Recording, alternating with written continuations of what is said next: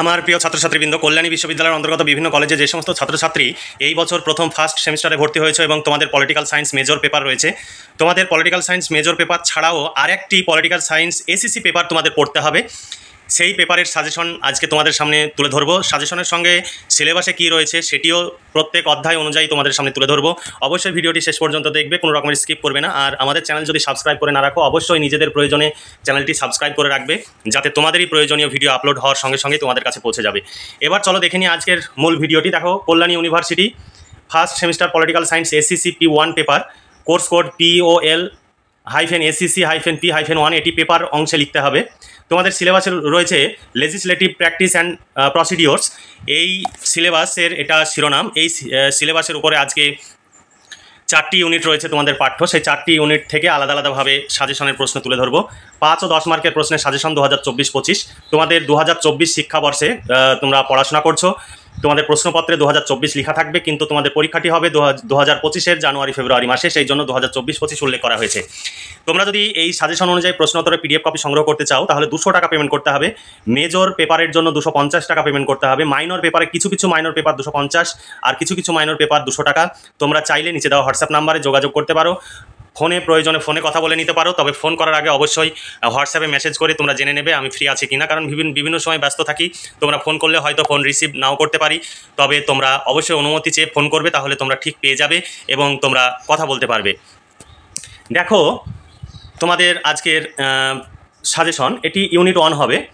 জনপ্রতিনিধিদের ক্ষমতা ও কার্যাবলী। 1 নম্বর প্রশ্ন, গ্রাম পঞ্চায়েতের গঠন ও কার্যাবলী সম্পর্কে আলোচনা করো। 2 নম্বর প্রশ্ন, পঞ্চায়েত সমিতির কার্যাবলী আলোচনা করো অথবা পঞ্চায়েত সমিতির সভাপতির ক্ষমতা ও কার্যাবলী আলোচনা করো। এরপর 3 নম্বর প্রশ্ন, জেলা পরিষদের গঠন ও কার্যাবলীর সংক্ষিপ্ত বিবরণ দাও অথবা জেলা পরিষদের সভাধিপতির ক্ষমতা ও কার্যাবলী আলোচনা করো। তারপর 4 নম্বর প্রশ্ন, 73তম সংবিধান সংশোধনী আইনে বর্ণিত গ্রাম সভার গঠন ও কার্যাবলী আলোচনা করো। 5 নম্বর প্রশ্ন, পশ্চিমবঙ্গের পুরসভার গঠন ও কার্যাবলী বিশ্লেষণ করো। এটি ইউনিট 2 হবে। ইউনিট 2-এ রয়েছে ভারতীয় পার্লামেন্ট ও আইন প্রণয়ন।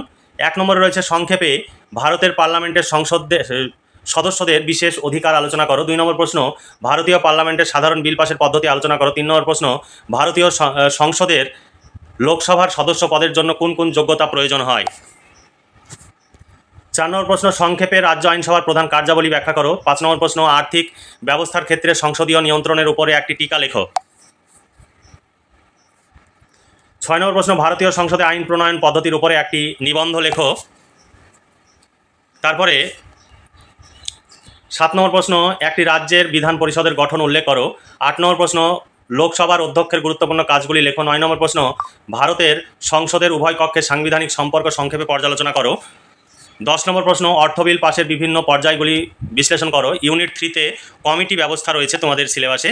এই সিলেবাস থেকে তোমাদের প্রশ্ন, সরকারি হিসাব পরীক্ষা কমিটির গঠন ও কার্যাবলী বর্ণনা করো।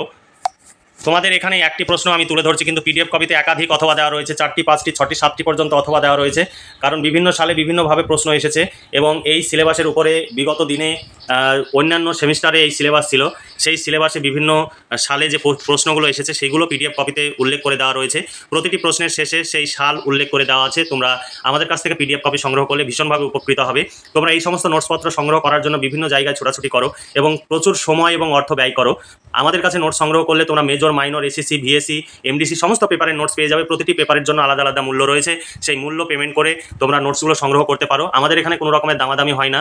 আর তোমরা টাকা পেমেন্ট করবে, নোটস পাবে না এমন হবে না, কারণ তোমরা একদম আমাদের চোখ বন্ধ করে ভরসা করতে পারো। তোমরা যদি কোনো কারণে বেশি টাকা পেমেন্ট করে দাও, সেই টাকাও তোমাদের ফেরত পাঠিয়ে দেওয়া হবে। তোমরা এই বিষয়ে নিশ্চিন্ত থাকতে পারো। আর সব সময় আমাদের সঙ্গে মেসেজ করে জেনে নেবে। আর ইউনিভার্সিটির নাম, সেমিস্টার, বিষয় একবারে উল্লেখ করবে, মেজর না মাইনর সেটা উল্লেখ করে মেসেজ করবে। হাই লিখে ছেড়ে দেবে না, আমরা কখন রিপ্লাই দিচ্ছি তারপরে তুমি বাকি কথা বলবে, এইরকম করবে না। তোমার বক্তব্য পরিষ্কার করে লিখে দেবে, আমি মেসেজ দেখার সঙ্গে সঙ্গে যাতে তোমাকে রিপ্লাই দিতে পারি। নইলে অনেকে এমন করে যাতে তার মূল বিষয়টা বুঝতে বুঝতে আমার 1-1.5 ঘন্টা কেটে যায়। এত সময় আমাদের নেই। তোমরা পুরো ইউনিভার্সিটির নাম, তারপরে সেমিস্টার, বিষয় সেগুলো উল্লেখ করে মেসেজ করবে। তারপরে দেখো, 3 নম্বর ইউনিট থেকে 2 নম্বর প্রশ্ন, ভারতীয় সংসদে কোনো একটি বিল পর্যালোচনার ক্ষেত্রে স্থায়ী কমিটির ভূমিকা মূল্যায়ন করো। 3 নম্বর প্রশ্ন, ভারতীয় সংসদে আইন প্রণয়ন প্রক্রিয়ার বিভিন্ন কমিটিগুলির ভূমিকা মূল্যায়ন করো। তারপরে ইউনিট 4 থেকে প্রশ্ন, সংসদীয় বাজেট প্রণয়ন। 1 নম্বর প্রশ্ন, রেল বাজেটের উপরে একটি সংক্ষিপ্ত টিকা লেখো। ভীষণ ইম্পর্টেন্ট, এবার পরীক্ষায় আসবেই। 2 নম্বর প্রশ্ন, কেন্দ্রীয় বাজেটের উপরে একটি টিকা লেখো। 3 নম্বর প্রশ্ন, কেন্দ্রীয় বাজেট পর্যালোচনায় সংসদের ভূমিকা আলোচনা করো। 1 নম্বর এবং 3 নম্বর যেগুলো বেশি স্টার চিহ্ন দেওয়া রয়েছে সেগুলো বেশি ইম্পর্টেন্ট, এগুলো ভালো করে পড়ে রাখবে। 4 নম্বর প্রশ্ন, ভারতের বাজেট প্রণয়নের ক্ষেত্রে প্রণয়ন প্রক্রিয়ার সম্পর্ক সংক্ষেপে বর্ণনা করো। আমাদের কাছে তুমি যদি নোট সংগ্রহ করো তোমাদের কিচ্ছু ভাবতে হবে না, সমস্ত কিছু পেয়ে যাবে। 2023 সালে কি প্রশ্ন এসেছে পরীক্ষায় সেই প্রশ্নটিও এখানে তুলে দেওয়া রয়েছে এবং প্রত্যেকটি প্রশ্নে একাধিক অথবা দেওয়া রয়েছে। এখানে দেখতে পাচ্ছ প্রচুর অথবা দেওয়া রয়েছে। অথবা দেওয়ার পর পয়েন্ট আকারে উত্তরগুলো খুব সুন্দর করে লেখা রয়েছে, তোমাদের কিচ্ছু ভাবতে হবে না। এইগুলো পরীক্ষায় তোমরা যেভাবে লেখা রয়েছে এইভাবে পরীক্ষায় তোমরা লিখবে, খুব ভালো মার্কস পাবে এবং খুব ভালো ফলাফল করতে পারবে। আর আমাদের এখানে পুরোটাই কম্পিউটার টাইপ, এখানে হাতে লেখা বা বইয়ের ছবি তোলা নয়। তবে নোট সংগ্রহ করলে সবসময় নিজের হোয়াটসঅ্যাপ নাম্বার থেকে নোট সংগ্রহ করবে। বাইরে থেকে নোট সংগ্রহ করলে কোনো প্রবলেম হলে আমাদের কাছে কোনো রকমের সহযোগিতা পাবে না, তাই সব সময় আমাদের কাছ থেকে নোট সংগ্রহ করবে, কারণ অভিজ্ঞ শিক্ষক মণ্ডলী দ্বারা এই সমস্ত নোটসপত্র তৈরি করা হয়, টাইপিস্ট দ্বারা টাইপ করা হয়, তাই আমাদের প্রচুর খরচ হয়। তোমরা আমাদের কাছে নোটস সংগ্রহ করলে আমাদের সেই খরচ যেমন উঠে আসবে, তোমরা নিজেরা যেমন সহযোগিতা পাবে, সেই সঙ্গে আমাদেরকেও তোমাদের সহযোগিতা করা হবে। এর ফলে আমাদের এই কাজটি চালিয়ে যেতে সুবিধা হবে। তাই তোমরা নিশ্চিন্তে নির্ভয়ে তোমরা এই নাম্বারে পেমেন্ট করতে পারো এবং নোটসগুলো সংগ্রহ করে এখন থেকেই পড়াশোনা করতে পারো। তোমাদের এসএসসি পেপারে মোট পেজ সংখ্যা রয়েছে 50। তোমরা চাইলে শর্ট প্রশ্ন এবং বড় প্রশ্ন উত্তর সহ কমপ্লিট পেয়ে যাবে মাত্র 200 টাকায়। মেজর পেপার 250 টাকা। তোমরা মেজর পেপার যদি নাও, বাংলা, ইতিহাস, রাষ্ট্রবিজ্ঞান, এডুকেশন, দর্শন এই সমস্ত বিষয় যদি মেজর থাকে তাহলে 250 টাকা পেমেন্ট করতে হবে। কিছু কিছু মাইনর পেপার রয়েছে যেগুলো 250 টাকা, আর বাকি মাইনর পেপারগুলো 200 টাকা। এসএসসি পেপার 200 টাকা, এমডিসি পেপার 150 টাকা।